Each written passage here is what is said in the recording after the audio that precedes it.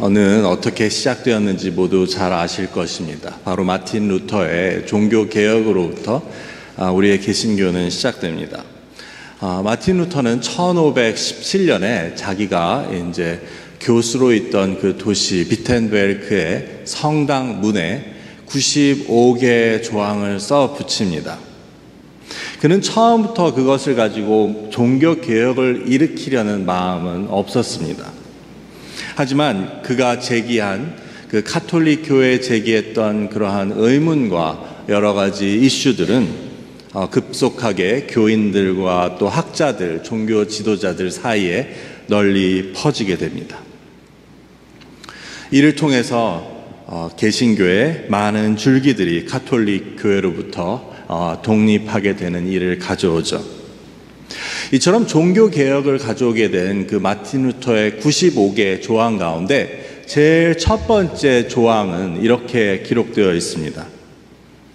우리 주 예수 그리스도가 회개하라 라고 말씀하셨을 때 그는 믿는 자들의 전 생애가 전체 삶이 회개가 되어야 함을 뜻하셨다. 다시 한번 읽어드리겠습니다. 우리 주 예수 그리스도가 회개하라 라고 말씀하셨을 때 그는 믿는 자들의 삶 전체가 회개가 되어야 함을 뜻하셨다. 물론 이 마틴 루터의 주장은 당시 죄를 사하여 준다고 카톨릭 교회에서 판매하였던 그 면죄부에 대한 비판을 하기 위한 그러한 논지였습니다. 즉 죄를 사해 준다고 성도들에게 돈을 받고 그렇게 면죄부를 판매한 것에 대한 의의의 제기였습니다. 하지만 이는 역시 우리 믿는 자들에게 회개란 것이 중요하다는 것을, 그리고 얼마나 중요한 것인지를 보여주고 있다고 할 수 있습니다. 회개는 일시적인 것이 아니라 삶 전체가 회개가 되어야 한다. 오늘은 마틴 루터가 이처럼 강조했던 회개에 대해 이를 신약 성경에서 가장 처음으로 외쳤던 세례 요한의 이야기를 통해서 함께 살펴보고 이를 통한 하나님의 교훈을, 하나님의 말씀을 함께 나누고자 합니다. 오늘 본문에서는 세례 요한이 등장하는데 세례 요한을 본문에서는 무엇이라고 얘기합니까? 낙타 털 옷을 입고 허리에 가죽띠를 띠고 메뚜기와 석청을 먹었다고 이야기합니다. 맞습니다. 그는 광야에서 생활하고 또 광야에서 외친 자였습니다. 하지만 그것 말고 더 중요한 세례 요한에 대한 설명이 나오는데 그것은 바로 3절 말씀에 나오고 있습니다. 선지자 이사야가 이야기한 주의 길을 준비하고 그가 오실 길을 곧게 하라고 외치는 자라는 이야기입니다. 예수님께서 오실 수 있도록 준비하는 자. 근데 그것을 준비하는 방법은 바로 외치는 것이었습니다. 무엇이라고 외칩니까? 주의 길을 준비하고 그 오실 길을 곧게 하라라고 외치는 것입니다. 잘 읽어보면 좀 흥미로운 것을 발견하게 됩니다. 저는 부끄럽지만 지금까지 세례 요한의 임무가 직접 그 예수님의 오실 길을 준비하고 그 길을 곧게 하는 역할이라고 생각해 왔습니다. 주의 길을 준비하고 그의 오실 길을 곧게 하는 자. 예전에 로마 제국에서 황제가 어떠한 길을 나설 때는 그 앞에 많은 준비가 필요했습니다. 사람들이 미리 황제가 지날 길을 가서 정리하고 사람들의 통행을 막고 또 길 가운데 패인 곳이 있으면 그것을 메꾸고 또 튀어나온 것이 있으면 그것을 다듬어서 황제의 마차가 지나가는데, 황제의 말이 지나가는데 걸리적거리는 것이 없도록 준비하는 것이었습니다. 하지만 이처럼 황제가 지나가는, 높은 사람이 지나가는 길을 준비하는 것은 로마 시대뿐만이 아니었습니다. 제가 군대에 있을 때 저는 군악 음악을 전공했기 때문에 군악대에 있었습니다. 근데 제가 있는 부대는 1년에 한 번씩 대통령이 오는 행사가 있었습니다.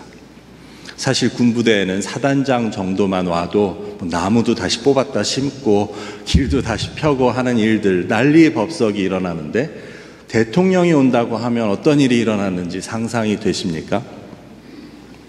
몇 가지만 말씀드리면 몇 주 전부터 온 건물과 온 야외를 군견들을 데리고 다니면서 대통령 경호원들이 수색을 합니다.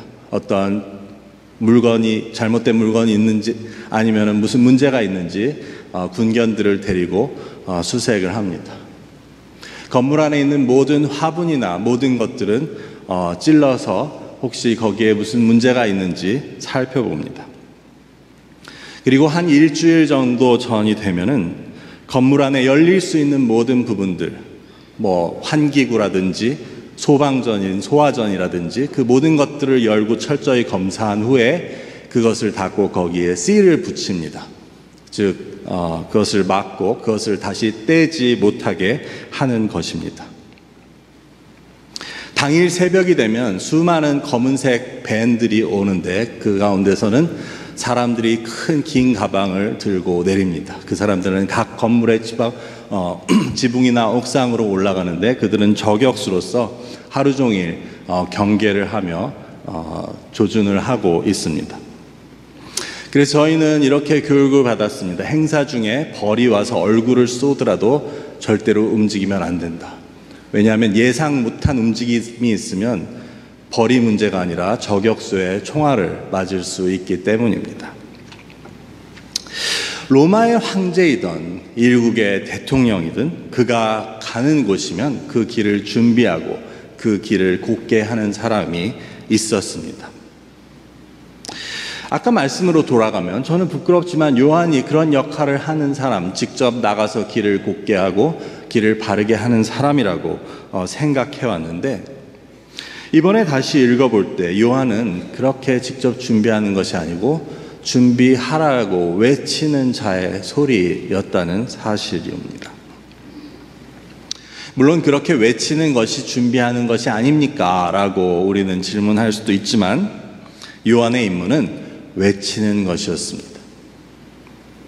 그래서 성경은 그를 외치는 자라고 하지 않고 외치는 자의 소리라고 요한을 설명합니다.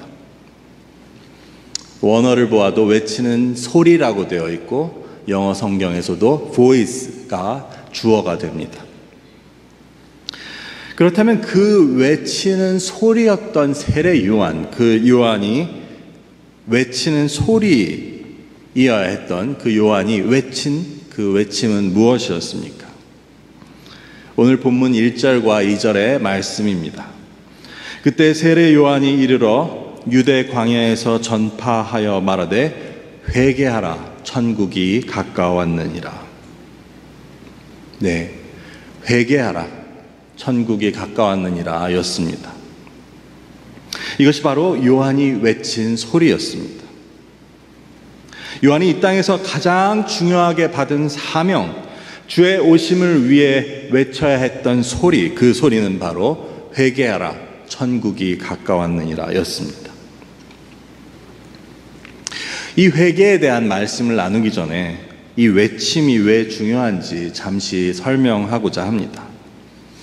이 외침은 세례 요한이 광야에서 전파한 말씀이었는데 이는 또한 예수님께서도 처음으로 선포하신 말씀이었습니다.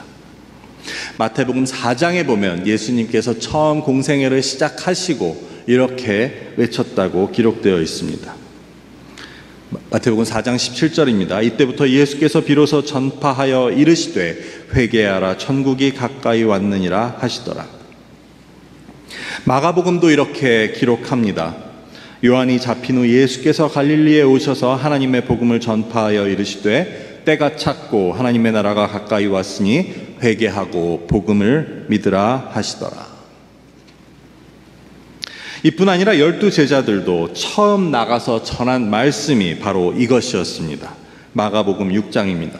제자들이 나가서 회개하라 전파하고, 이처럼 회개하라라고 하는 것은 단지 세례 요한뿐 아니라 예수님, 그리고 예수님이 보내신 예수님의 제자들이 처음으로 가장 중요하게 외친 외침이었습니다. 이제 우리는 회개가 이렇게 중요한 것이었다는 사실을 모두 인정할 수 있습니다. 그러면 이제 회개는 무엇입니까? 우리가 자신이 저지른 죄에 대해 잘못을 인정하고 뉘우치고 후회하는 것을 말합니까? 잘못을 뉘우치고 용서를 구하고 다시 그렇게 하지 않겠다고 다짐하는 것을 말합니까? 네, 이 모두 회개라고 할 수 있습니다. 하지만 회개의 더 정확한 뜻은 생각의 변화입니다. 회개는 메타노이아라고 하는데 여기서 노이아는 생각이라는 뜻입니다. 우리가 패러노이드 할 때 노이드도 노이아의 형용사형이죠. 여기서 노이아는 생각이란 뜻이고 메타라는 것은 여러 가지 뜻이 있는데 일단은 변화를 뜻하는 말로서 변화도 여러 가지 변화 중에 조금 달라지거나 부분이 달라지는 것이 아니라 완전히 다른 것으로 바뀌는 변화를 말할 때 메타라는 말을 씁니다.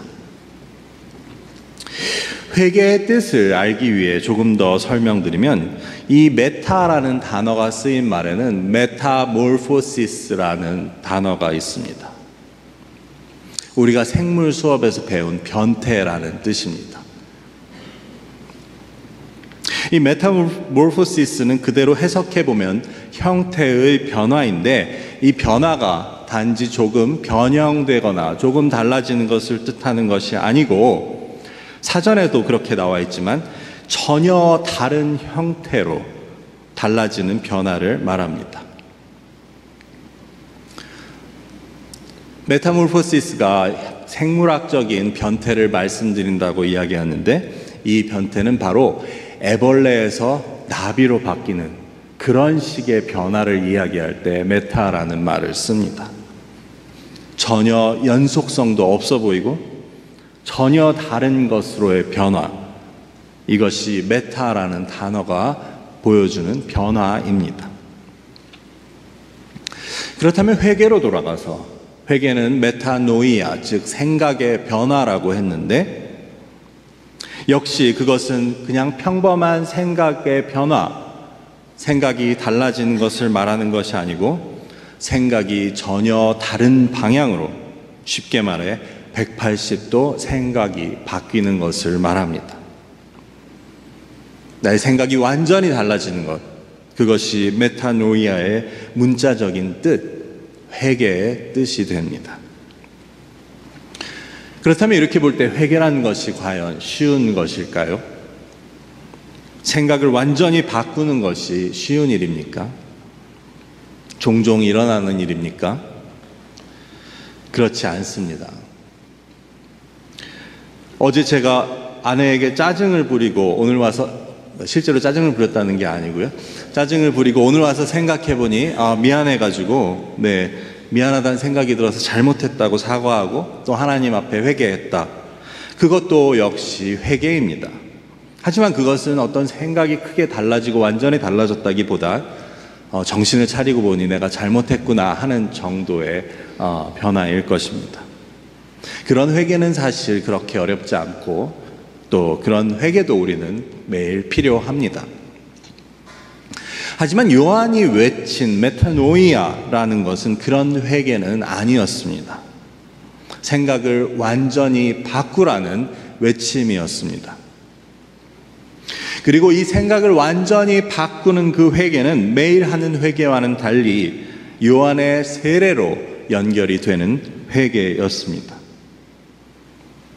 그렇다면 요한은 왜 생각을 바꾸라고 했습니까?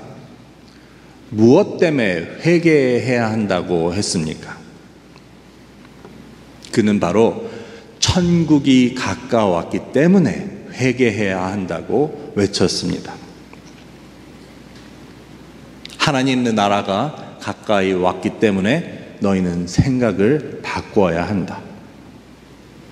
너희는 지금까지 이 땅을 살아가며 이 땅의 백성으로 생각을 가지고 지금까지 살아왔지만 지금까지의 그 생각을 가지고는 하나님의 나라에 들어갈 수 없다.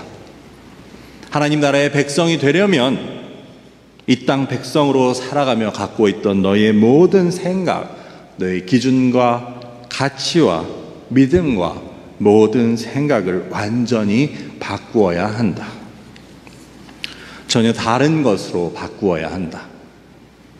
이 땅 백성으로서의 생각을 버리고 생각을 완전히 변화시켜 하나님 나라의 백성으로 합당한 생각을 가져야 한다.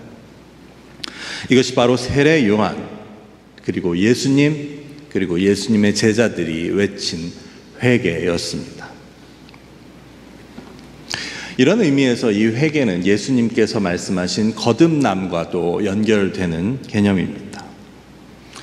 우리의 생각이 완전히 바뀐다고 하면 우리에게 어떤 변화가 일어납니까? 그건 다른 사람이 되는 것 아닙니까? 다른 말로 하면 새로운 사람이 됩니다. 우리의 생각이 전혀 다른 것으로 바뀌면 우리는 새 사람이 됩니다. 그리고 새 사람이 되는 것은 거듭남입니다. 니고데모는 예수님께 사람이 어떻게 거듭나냐고, 다시 어머니 뱃속에 들어가서 다시 나와야 하냐고 이렇게 질문을 합니다. 이에 대해 예수님께서는 거듭난다는 것은 물과 성령으로 나는 것을 말한다라고 이야기합니다. 여기서 물과 성령으로 나는 것은 잠시 후 다시 설명드리겠지만 이것은 바로 회개를 말합니다. 예수님께서 말씀하십니다. 회개를 통해서 거듭날 수 있다. 그렇기 때문에 회개와 거듭남, 하나님의 나라는 모두 서로 이어져 있습니다. 모두 연속선상에 있습니다. 거듭나지 않으면 예수님께서 말씀하신 대로 하나님 나라를 볼 수 없다고 하십니다. 즉 하나님 나라의 백성이 될 수 없습니다. 그래서 회개가 중요합니다. 우리의 생각을 전혀 다른 것으로, 하나님 나라의 것으로 바꾸는 것이 중요합니다. 이런 회개는 오늘 말씀에 의하면 두 단계가 있습니다. 그것은 바로 죄 고백과 세례입니다. 오늘 5절, 6절의 말씀을 보겠습니다. 이때 예루살렘과 온 유대와 요단강 사방에서 다 그에게 나와 자기들의 죄를 자복하고 요단강에서 그에게 세례를 받더니, 즉 요한은 회개하라 라고 외쳤고 그에 대한 반응으로 무리는 요한에게 나와서 죄를 고백하고 세례를 받습니다.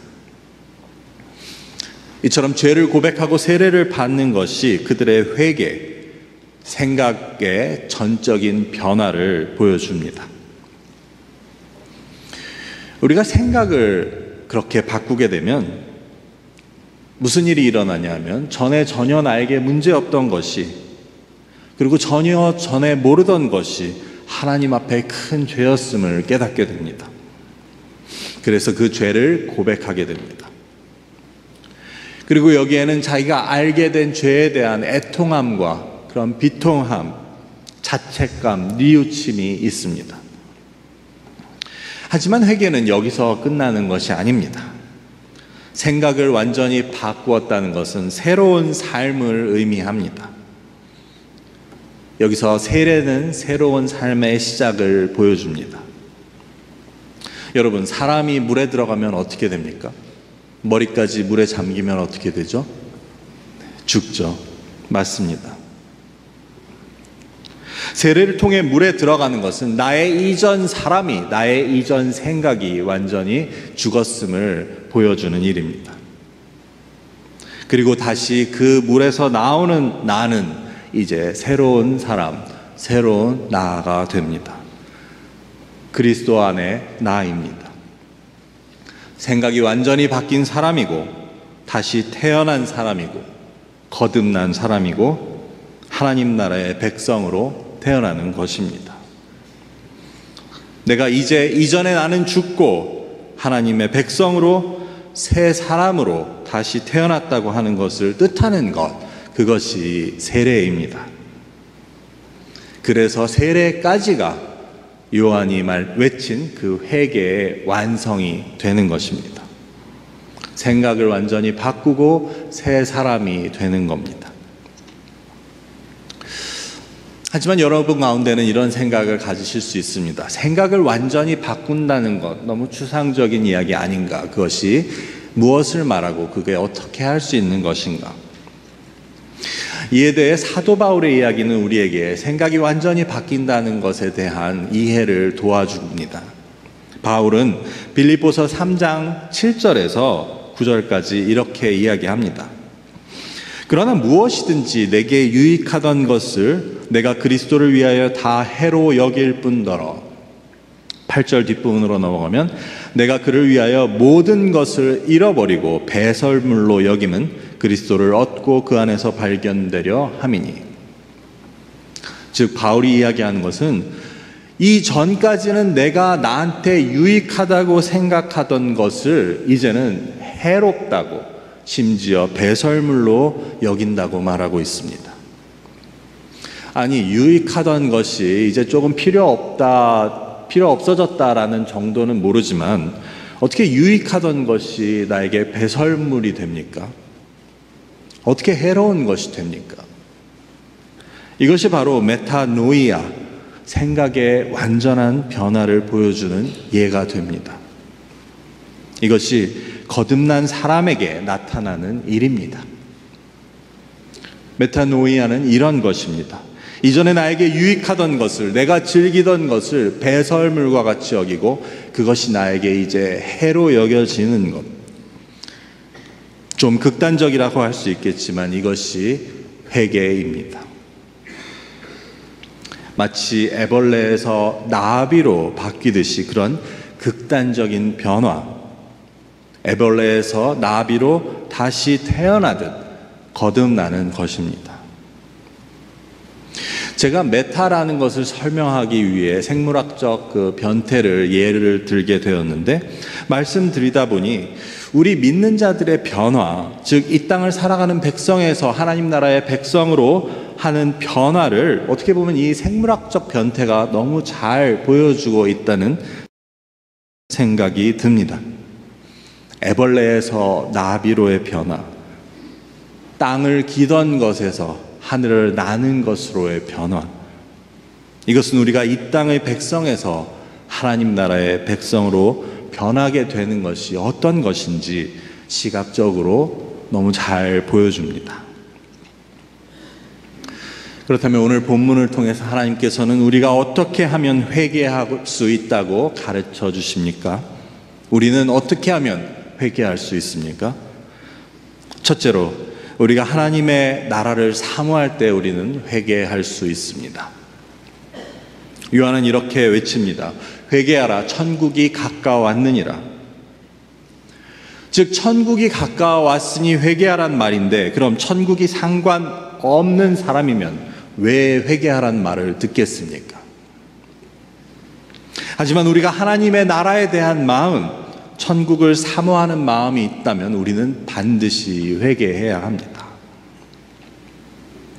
나는 결코 애벌레로 계속 살기는 싫다, 나비와 같이 하늘을 날고 싶다라는 그러한 열망이 있으면, 하나님 나라에 대한 사모하는 마음이 있으면 우리는 회개해야 하고 또 회개할 수 있습니다. 회개가 아니고서는 나의 삶과 나의 생각을 전적으로 바꾸지 않고는, 새 사람, 하나님 나라의 백성으로 거듭나지 않고는 우리가 하나님 나라에 들어갈 수가 없기 때문입니다. 그래서 내가 하나님 나라를 사모한다면 우리는 회개해야 합니다. 이처럼 천국을 사모해서 내가 거듭나고자 한다면, 내가 내 생각을 전적으로 바꾸고자 한다면 그 다음 단계는 내가 지금까지 살아온 것들, 내가 가진 생각, 나의 습관, 나의 태도, 나의 마음, 나의 믿음, 그 모든 것을 돌아보아야 합니다. 회개는 내가 가진 생각과 성품, 취향, 신념에 대해 다시 생각함으로부터 시작된다고 볼 수 있습니다. 회개하라고 외치는 요한에게 나온 사람들은 천국에 대해 관심이 있기 때문에 나온 사람들이었습니다. 그리고 그들은 회개하라는 요한의 외침에 자기 자신의 삶을, 마음을, 생각을 돌아보았습니다. 내가 옳다는 생각이 강한 사람들은 내가 틀리다는 것을 인정하기 쉽지 않습니다. 그리고 그런 사람들은 회개하는 것이 쉽지 않습니다. 자신의 생각을 전적으로 돌리고 전적으로 바꾼다는 것이 별로 내키지 않습니다. 회개하기 쉽지 않은 이유는 왜냐하면 회개라는 것은 지금까지의 내가 틀렸다라는 것을 인정하는 것이기 때문입니다. 내가 이전까지 유익하게 여겼던 것이 이제 알고 보니 배설물이었다고 그렇게 인정하고 싶지 않습니다. 이로부터 오늘 말씀이 두 번째 주는 교훈을 찾을 수 있는데, 즉 회개는 겸손한 자가 회개할 수 있습니다. 나의 잘못을 인정하는 마음으로 나의 지난 삶과 생각을 돌아볼 수 있는 태도, 내가 틀렸을 수 있고 나의 생각에 전적인 변화가 필요하다는 것을 인정할 수 있는 것은 겸손할 때 가능합니다. 세상의 겸손이 아니라 하나님 앞의 겸손, 즉 전능하시고 창조주이신 하나님 앞에서 나의 낮음과 하찮음과 보잘것없음과 죄악됨을 인정하는 것. 지금까지 내가 이 세상에서는 아무 부족함 없이 살았고 사람들한테 싫은 소리 한번 듣지 않고 살았고 내 가치와 내 능력을 가지고 문제없이 잘 살아왔지만, 하나님 앞에서 하나님 백성으로 거듭나고자 할 때 나의 지난날을 돌아보고 뉘우치고 나의 잘못을 고치고자 하는 것, 그런 마음을 가질 수 있는 것이 바로 하나님 앞에 겸손입니다. 그리고 이런 겸손한 자가 회개할 수 있습니다. 마지막으로 나 자신에 대해 애통할 줄 아는 자가 회개할 수 있습니다. 나 같은 죄인 살리신 주 은혜에 놀라워 잃었던 생명 찾았고 광명을 얻었네. 나 같은 죄인 살리신 이 찬송을 부르며 애통하고 눈물을 흘리고 하나님 앞에 기도하는 그런 애통할 줄 아는 자가 회개할 수 있습니다. 요엘 선지자는 이렇게 외칩니다. 너희는 이제라도 금식하고 울며 애통하고 마음을 다하여 내게로 돌아오라 하셨나니 너희는 옷을 찢지 말고 마음을 찢고 너희 하나님 여호와께로 돌아올지어다. 애통하는 것은 나의 현재 모습에 대해 한탄하고 안타깝게 생각하고 새로움을 갈망하는 것을 말합니다. 이런 애통하는 마음을 가진 자가 회개할 수 있습니다. 이처럼 애통하고 눈물을 흘리는 자에게 하나님께서는 약속의 말씀을 허락하십니다. 예수님께서 공생애를 시작하실 때 이사야서 61장 1절 2절의 말씀을 읽으셨는데, 그 바로 뒤에 나오는 말씀은 이렇습니다. 3절입니다. 무릇 시온에서 슬퍼하는 자에게 화관을 주어 그 죄를 대신하며 기쁨의 기름으로 그 슬픔을 대신하며 찬송의 옷으로 그 근심을 대신하시고 그들이 의의 나무 곧 여호와의 심으신 그 영광을 나타낼 자라 일컬음을 받게 하려 하심이라. 즉 예수님께서 이를 위해 이 땅에 오셨다는 말씀입니다. 애통하고 한탄하고 근심하는 자, 그들에게 찬송의 옷을 주고 화관을 씌우시고 기쁨의 기름을 부어주시기 위해 오셨습니다. 이뿐 아니라 예수님께서는 애통하는 자에게 복이 있나니 그들이 위로를 받을 것임이라고 선포하셨습니다. 이처럼 자기 자신에 대해 애통하고 안타까움을 가진 자가 회개할 수 있습니다. 하나님의 은혜와 그 놀라운 구속의 은혜에도 불구하고 여전히 변함없는 나 자신의 모습에 애통하고 안타까워하는 사람들만이 회개할 수 있고 거듭날 수 있습니다. 그래서 하나님께서 허락하시는 화관과 기쁨의 기름, 찬송의 옷을 우리는 그것을 통해 하나님의 영광을 누릴 수가 있습니다.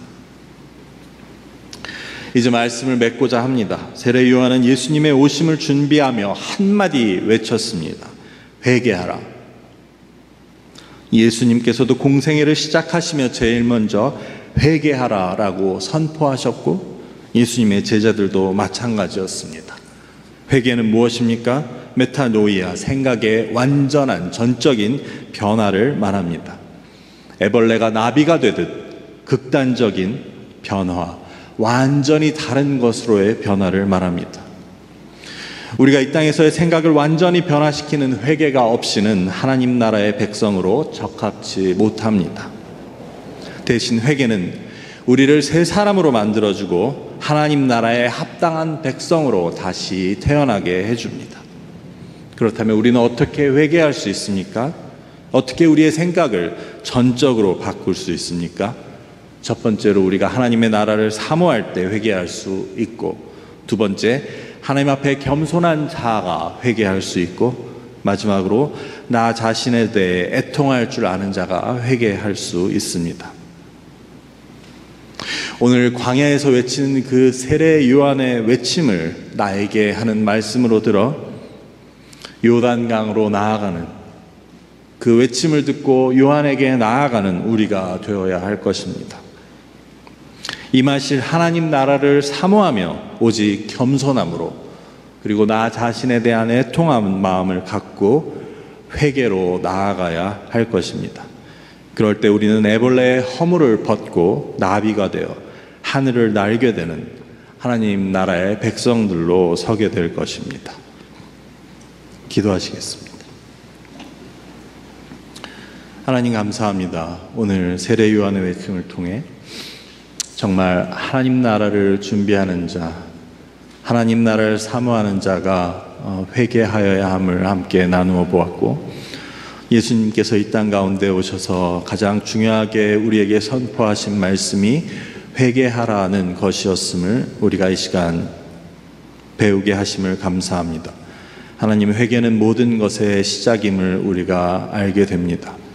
주님, 그 모든 어떠한 다른 것보다도 우리가 회개하게 하시고 우리의 생각을 하나님 나라의 백성에 합당한 생각으로 바꿈을 인해 거듭나게 하시고 하나님 기뻐하시는 하나님 나라의 백성이 될 수 있도록 인도하여 주시옵소서. 감사하며 예수님 이름으로 기도드립니다. 아멘.